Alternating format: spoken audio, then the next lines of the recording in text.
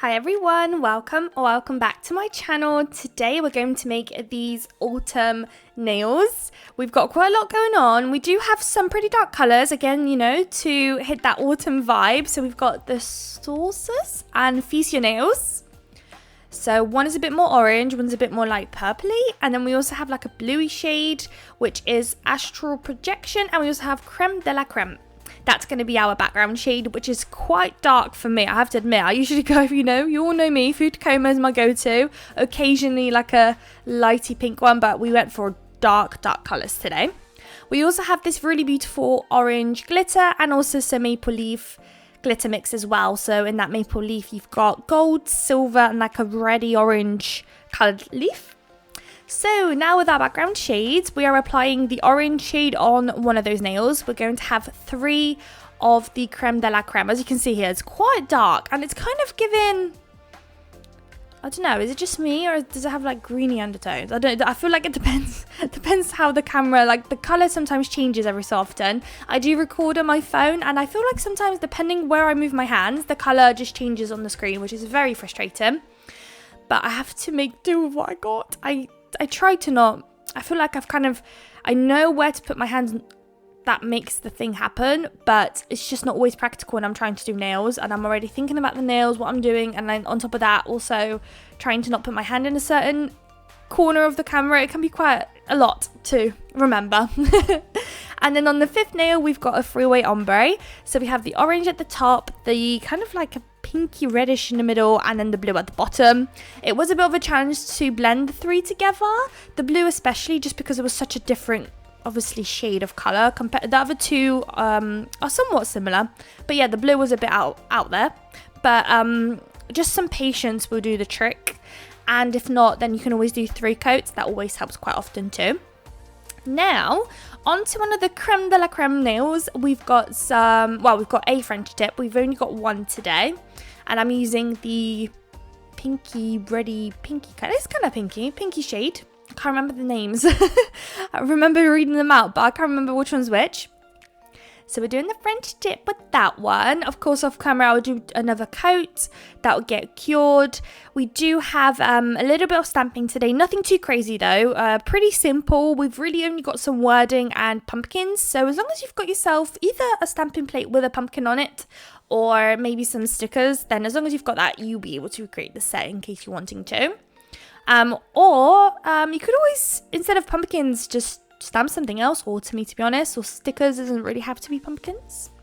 So that nail has gone into the lamp, and whilst that it's curing, we've got 2 nails that are going to be very similar but different at the same time.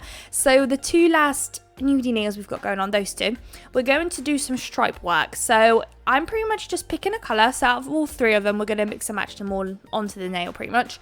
I'm going to draw the first line, and then next to it I'm going to do another line. I'm just kind of switching up the colours with the blue and the orange, and then going back to that pinky shade again. I'm just trying to make sure that the colour that I use, for example this pink one, isn't next to another pink line, essentially is what you're trying to do. And I'm also leaving a fair space in between each line, to be honest. I want that Creme de la Creme colour coming through. I don't want it to kind of just disappear. So I'm trying to leave the same distance between all nail lines, but we all know what lines are like sometimes, and especially when you've got a really long nail, trying to get the lines as straight as possible is a big old challenge. It really is. The longer your brush, the better you're going to have of an experience drawing out the lines. So if you're trying to do these lines with really thin, tiny length brush, then that's where you're basically going wrong. And that's also where I've been going wrong for a long time. So if you're able to get your hands, or if you have one, a long brush, it really does make a difference when you do your lines. So I've got the blue, I've got the pinky shade. Now I'm going in with the orange, and you just want to continue until you're basically happy with the coverage and the amount of lines that you've got going on. Once that's cured, we are going to do some glitter, I think, first, and then lastly we're going to do some stamping and then some crystals just to jazz up the set, of course. I really like this orange. It's a really nice orange. It's kind of like a fiery orange. Right, so that's cured. Now it's time for the glitter. So I'm using some base coat that I've actually popped on my plate because I was running out of the base coat, so I had to flip upside down and place it on the palette and then try and get the rest of it out pretty much. So on the full orange nail, I am using the orange glitter, and I'm going to do like a swooshy little look with it. I was a bit concerned at first, just because obviously the glitter and the gel polish is awfully similar. The colours of both of them are awfully similar, and I was a bit worried that you won't be able to see that there's glitter, but luckily the glitter is of course so glittery. It's very shiny and very pretty. So once I matte top coat, it still kind of gives that beautiful shine and shimmer, and you can still see it, which is really nice. Although saying that, I would prefer it to be even more noticeable though. You can let me know what you think in the comments once it's done, when you see the final results, if you like it this way or not. I just feel like I wish I had I still would like to keep in the orange range, but just maybe, I don't know whether it's much darker, or maybe switch out the gel polish to a lighter orange, something like that, just to kind of help that glitter out a little bit. And then in between there, as you saw, I put down 3 maple leaves. Then the last but not least nail is going to have the glitter on the French tip only. So I'm going to pop the maple leaves down first. We're going to do 2. And then all around it on the French tip part only, I'm going to place the hex glitter all around it. It's a bit fiddly. I'm also trying to place it down as flat as I can. So if you wanted to rush it, you could literally pick up a chunk of it and just, you know, chuck it on. But I was trying to be a bit more careful and a bit more, you know, considerate, I guess, just to not to give myself any more work than it really has to be. And it was a bit of a challenge to also find the little bits and bobs too, the little size of the glitter on the sides. But other than that, not too bad, I guess. Once I'm happy with the glitter placement and everything's cured off camera, I will apply another layer of base coat just to help even out the whole nail.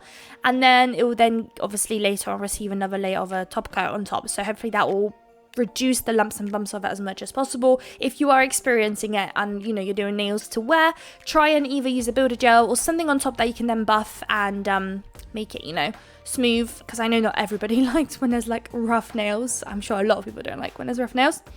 Right, now this is our stamping plate. This one is from, is it Uber Cheek, I think? I can't remember now. I will try and leave a link in the description for it though, or at least the company where I got it from. And they've got these cutesy little pumpkins, and I thought they were just so cute. So, my brain was telling me, colour those pumpkins in now, girl. But I didn't, and I thought, since we've got like a lined background, it would be cool to just kind of let that come through, but also have like a subtle outline of pumpkins on top. Not sure what I was thinking, but you know what? Once all of them are together, all the nails, it does kind of bring it together. So I'm not mad at it. Yeah, I don't know. Don't know how I feel about it clearly till this day about that nail. Right, then they've got some wording on it. It says Season of Thanks. So I really liked it, and I wanted to do a white background because when I stamped those pumpkins on the other lined nail, obviously it kind of disappeared a little bit and I wanted it to stand out. So I needed to give it a border. So I'm using some white stamping polish with a brush, and I'm just going to literally outline it all around and then colouring the back in. Then we're going to stamp that down on the other lined nail. Bit of a long process. I did speed up the footage so I don't work this fast. When colouring in on your stamper, be very careful not to drag your brush. Don't be too harsh and hard on the stamper when you're colouring in, just because if you do that you are going to scrape off what you've just picked up. So you want to kind of float the polish on your stamper and colour it in basically. Which I am almost done. Once I'm happy, I do leave it to dry for a little bit, because if it's super wet, once you stamp it, it's going to just smudge everywhere. You're just going to squish it all down. So you do have to wait for it to dry. Since we're using gel polishes leave a tacky layer behind unless you top coat. So since it's got the tacky layer, it helps a lot with stamping. You don't have to worry about it drying too much. You can just stamp away. It could be completely dry and it'll still transfer because you've got that tacky layer. So if you've used your gel polishes and you've wiped away the tacky layer, then you've got yourself a bit of a problem and you're kind of working against time. You don't want it to dry too much, otherwise you're just going to have a nightmare to transfer. So just please bear that in mind if you haven't stamped before and you're getting into it. If you're having difficulty basically stamping, transferring the image, it might be that your gel polish was wiped or something. Okay, now we've picked up another pumpkin and we're going to colour it in with the orange. As you can see, I kind of placed a big blob down and I'm using my brush to spread it all around the image that I'm trying to colour in. Then I'm being very clean and wiping my plate with some acetone. Here I'm waiting, so I'm usually quite efficient. So once I pick it up and colour it in and I'm waiting for it to dry, I will wipe my plate and I'll do kind of put things away. I'm trying to be as efficient as I can, usually. Then I disappear. There we go. I come back and I stamp it just underneath the wording and then it smudges. Look at that. But don't worry, because I was able to fix it. So I wiped away the pumpkin and I just stamped another one on top of it. And then we also stamp another one on the French tip. And that will be that for our stamping today. Now it's time for our crystal placement. Now this nail, guys, oh my goodness. I literally, when I made it, it just feels royal for some reason. When I look at it, the colours, the way everything kind of came to be, it just felt very, I don't know how to explain it, very royal-like, I don't know. So I've got this beautiful, beautiful crystal, as you can see in the centre there. It's got this almost like, maybe that's why, because it's almost got like a crown, a gold crown with some crystals in there and like a big one in the centre. Then I'm going to basically hug it with these 2 long AB crystals with a then large circle crystals at the bottom. And I'm also going to do a couple of small ones, one more at the bottom and then a couple at the top. Then with caviar beads, we are going to also place them in between the crystals. I think I show that. Yeah, I do. The caviar beads are from Shein, guys, if you wanted to pick some up. That big charmy crystal, I got that from AliExpress years ago. I've got so many and I just never use them. So I was like, right, today's the day. We're going to use at least one. So here it is. Here it is. Especially when you've got like darker colors, I feel like gold just works so much better. So here you go, the caviar beads. And then I'm going to pop that bad boy into the lamp. We've got 2 extra nails to do some crystal placements on, but very quick and simple though. I don't always keep the full footage of this now. I think I just stopped with the caviar beads pretty much. Once I got to the caviar, I cut that part out because it's just very repetitive. So on this season of thanks nail, I've got crystals on the top right hand corner in like a diagonal way going downwards. Here I'm losing crystals. There we go. So we've got 1 in the middle and then 2 on either side. And then of course the caviar beads will go there.